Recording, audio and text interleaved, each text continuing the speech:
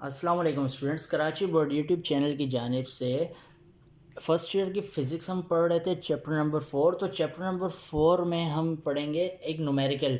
ये पास पेपर का न्यूमेरिकल है 2014, 2009, 2004 बुक का जो है क्वेश्चन नंबर 8 भी है और 1995 ईयर में भी ये आया हुआ है ना। तो ये न्यूमेरिकल जो है बेसिकली प्रोजेक्टाइल मोशन का लास्ट हमने जो फार्मूले पढ़े थे उसी का है ना। तो mortar shell is fired on a ground level target. Ground level target का मतलब ये है कि ये आपको जो दी हुई है वैल्यू, ये रेंज की वैल्यू है, away with speed of 98 metre per second. जो इनिशियल वेलोसिटी है वी नॉट वो कितनी है 98 मीटर पर सेकंड। तो आपको फाइंड करना है कह रहा है launch angles, minimum possible height और maximum time to hit target. तो अब यहाँ पे ज़रा देख लेते हैं, रेंज तो आपके पास कितनी थी 490 थी, तो आपने रेंज लिख दी और इनिशियल वेलोसिटी जो है उसको वी नॉट से ज़ाहिर करते हैं, प्रोजेक्टाइल वाले टॉपिक में वो है 98 मीटर पर सेकंड। तो इट्स लॉन्च एंगल्स का मतलब है कि थीटा मिनिमम और थीटा मैक्सिमम दोनों आपको मालूम करने में, ये ए हो जाएगा। बी में कह रहा है कि मिनिमम पॉसिबल हाइट, तो हाइट के नीचे मिनिमम यानी शॉर्ट में आपने MIN लिख दिया। और क्या कह रहा है maximum time to hit target और टी मैक्स, आपने ये सारी वैल्यूज़ मालूम करनी। तो आप स्टार्ट कहाँ से करेंगे, फार्मूला आप यूज़ करेंगे प्रोजेक्टाइल का जो रेंज का फार्मूला है ना वो इस्तेमाल करेंगे। R equal we not square sine 2 theta upon g. G क्या है नीचे डिवाइड में, उधर जाके मल्टीप्लाई हो जाएगा। अब उसके बाद वी नॉट स्क्वायर जो है ये क्या है मल्टीप्लाई और उधर जाके क्या हो जाएगा डिवाइड हो जाएगा। तो जी की वैल्यू 9.8, आर जो है रेंज 490 दी हुई थी, वी नॉट जो है वो 98 दिया हुआ है ना।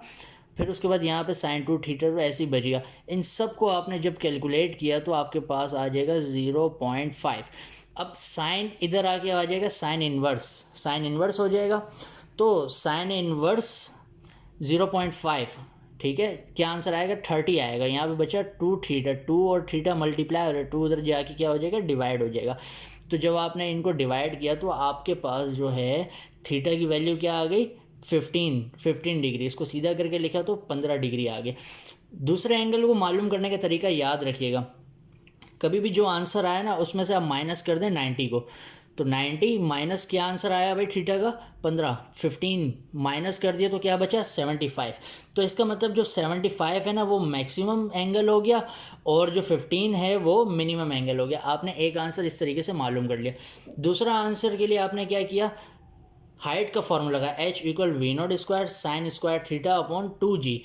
तो अब आपने देखना है कि वैल्यूज़ तो आपके पास हैं लेकिन जो थीटा जो है ना एंगल कौन सा रखेंगे अब मिनिमम वाला, क्योंकि हाइट आपने मिनिमम मालूम करनी। अगर मैक्सिमम हाइट बोलता तो आप एंगल कौन सा रखते हैं मैक्सिमम वाला रखते हैं ना। तो मिनिमम एंगल तो 15 हमने देख लिया था। तो वैल्यूज़ को रखा आपने 98 हो गया और साइन साइन और साथ में लिख दिया मिनिमम कितना था 15। अब देखें आप जो है इसको ना स्क्वायर को बाहर इस तरीके से लिख देंगे, फिर उसके बाद 2G की वैल्यू क्या होती है 9.8। तो इन सब को कैलकुलेट किया तो आपके पास ये आंसर आया। और इन सब को जब आप कैलकुलेटर से कैलकुलेट करेंगे तो आपको मिनिमम हाइट आएगी 32.6 मीटर्स। आंसर नंबर बी भी आपने कर लिया फाइंड। अब टोटल टाइम के लिए क्या करना पड़ेगा आपको, टी टोटल टाइम का formula t equal to v not sine theta upon g. लेकिन आपको जो है उसने कहा है कि आपने जो टाइम मालूम करना है ना वो कौन सा वाला टाइम है, वो मैक्सिमम टाइम है ना। तो मैक्सिमम टाइम के लिए एंगल कौन सा लगाएंगे आप मैक्सिमम वाला। मैक्सिमम वाला कितना है 75 डिग्री का, साइन लिखा और वी नॉट की वैल्यू 98 थी, 2 ऐसे लिख दिया और जी की वैल्यू 9.8 थी। इन सब को जब कैलकुलेट करेंगे तो आपके पास मैक्सिमम टाइम कितना आ जाएगा 19.3 सेकेंड। तो आपने सिंपल यहाँ पे मैक्स लिख लेना है।